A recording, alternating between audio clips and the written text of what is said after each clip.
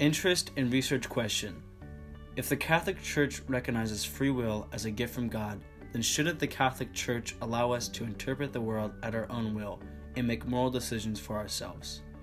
From Terry Lindeval's article Religion and Film, Part 1, History and Criticism, quote, mostly reading against the grain of biblical scholarship and traditional interpretations, she adheres to that contrary coterie whose aim is to design to distribute identification with systems of dominance that the Bible and Hollywood have maintained, end quote.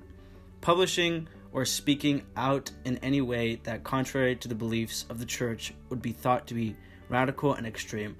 The Catholic Church emphasizes that free will is a gift from God, but they also try to influence others on what to do rather than giving others much liberty to think for themselves.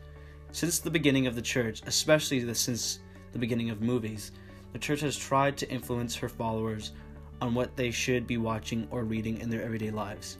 This question is important because the Church gives us free will, but they try to censor what we watch. It is confusing to know what to watch when the Church has their own opinion on certain movies and books.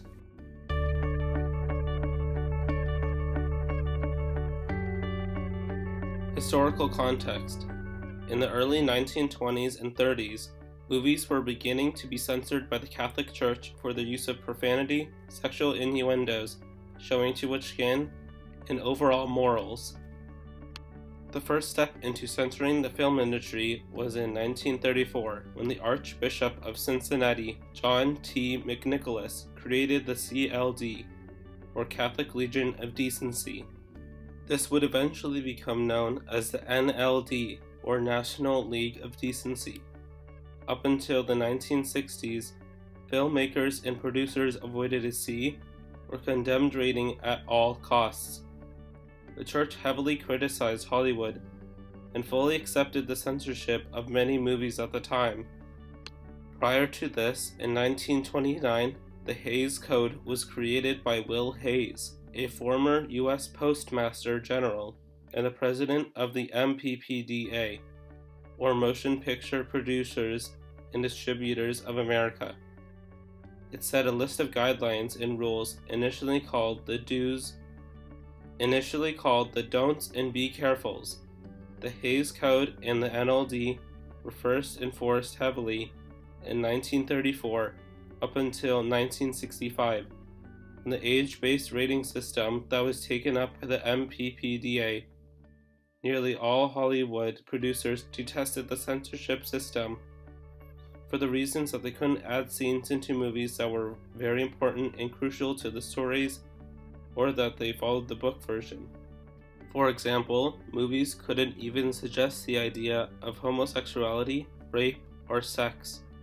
Producers were forced to leave out crucial scenes to their books, which cost them money at the box office. Up until 1965, movies would be censored by the Catholic Church under the Catholic Legion of Decency. Established in 1968, the MPAA and CARA provided information about movies in the age range that was recommended, such as G, PG, PG-13, and R.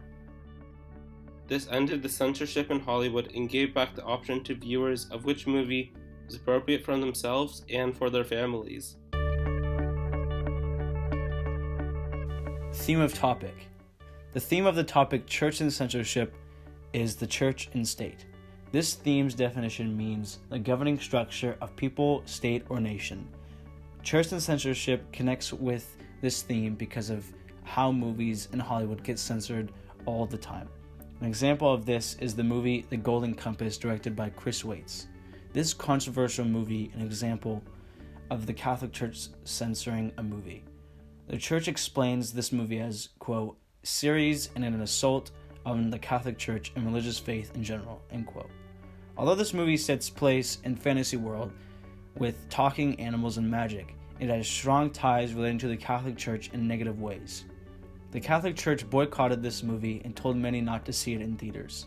To summarize, the Catholic Church has its own strong beliefs about movies and the lessons that are being taught. For these reasons, this is why the topic Church and Censorship has a theme of church and state. Vatican II document Gravissimum Educationis. Vatican II responded to the Church's perspective because they learned that free education is necessary, that they cannot force anybody to believe what they want them to believe.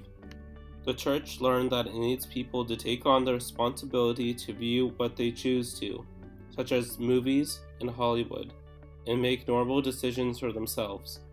Vatican II explains that educational freedom is a right of all human beings, and that it allows us to become more informed of the world around us. This connects to the question of should Christians be allowed to make their own decisions based on unbiased facts and opinions in our everyday lives? Conclusion. It is understood that the Catholic Church censored Hollywood from the 1930s to the 1960s and played a major role in shutting down movies. The Church worked through the NLD and the Hays Code to voluntarily grade and censor movies. John T. McNicholas, the Archbishop of Cincinnati, took the opportunity to have more of a Christian influence on the Hollywood movies, since it was either having the government become involved in Hollywood censorship or prove that it could be voluntarily censored without intervention. As Michael Brooks describes perfectly, quote, although these guidelines were technically voluntary, in practice the major Hollywood studios used the Hays Code guidelines as a covenant means of staving off pressure groups, end quote. The Church wanted more influence of Christian values in everyday life, but its influence did not allow for much interpretation and free thinking in movies.